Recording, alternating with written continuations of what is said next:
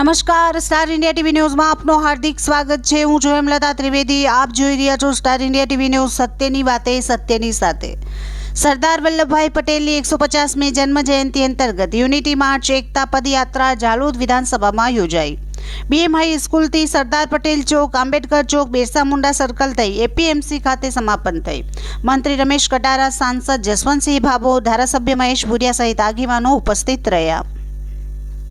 જાલોદ નગરની BM high સ્કૂલમાં સરદાર વલ્લભભાઈ પટેલની 150મી જન્મ જયંતિ યુનિટી માર્ચ જાલોદ વિધાનસભા પદયાત્રા અંતર્ગત મોટા પ્રમાણમાં વિદ્યાર્થીઓ તેમજ નગરજનો ઉપસ્થિત રહેલ હતા। જાલોદ નગરના પ્રાંત અધિકારી અરવિંદ ભાટિયા દ્વારા 150મી જયંતિ અંતર્ગત પ્રારંભિક ઉદ્બોધન કર્યું હતું। ત્યારબાદ દીપ પ્રાગટ્ય કરી ઉપસ્થિત મહાનુભાવોનું સ્વાગત યોજાયું હતું। ભાજપાના પૂર્વ જિલ્લા મહામંત્રી અને વક્તા પ્રદીપસિંહ રાઠોડ દ્વારા સરદાર પટેલના જીવન વિશે પરિચય આપ્યો હતો।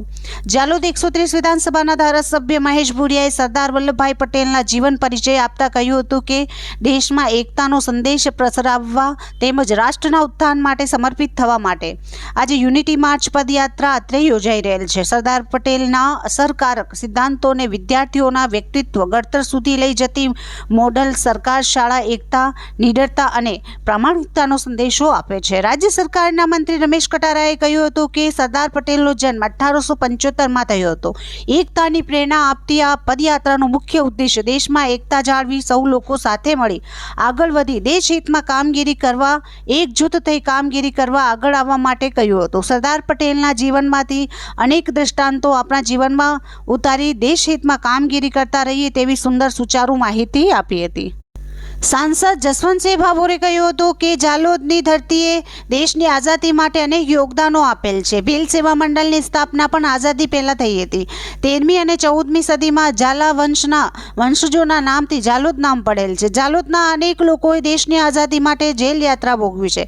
સરદાર પટેલે સૂત્ર આપેલ હતું કે એક ભારત શ્રેષ્ઠ ભારત। સરદાર પટેલના વિકાસ સૂત્રને આગળ વધાવવા પ્રધાનમંત્રી નરેન્દ્ર મોદી કામગીરી કરી રહેલ છે।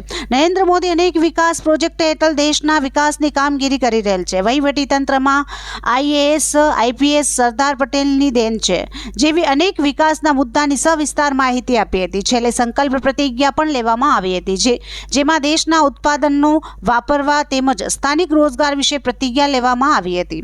જાલોદ નગરમાં યુનિટી પદયાત્રા બીએમ હાઈ સ્કૂલથી સરદાર પટેલ ચોક, આંબેડકર ચોક, બિરસા મુંડા સર્કલ થઈ એપીએમસી ખાતે સમાપન કરવામાં આવી હતી।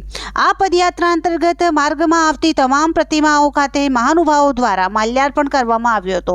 નગરમાં દેશભક્તિના ગીતો, ફટાકડાની ભવ્ય આતિશબાજી તેમજ હાથમાં તિરંગા સાથે નીકળેલ પદયાત્રાએ નગરમાં અનેરું આકર્ષણ જમાવ્યું હતું।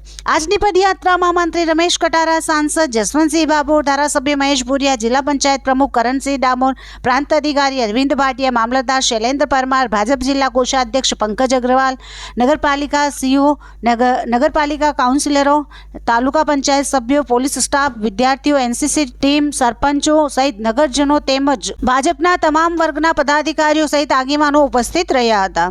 Star India TV news Jhalod reporter Pankajbhai Pandit, જિલ્લા દાહોદ।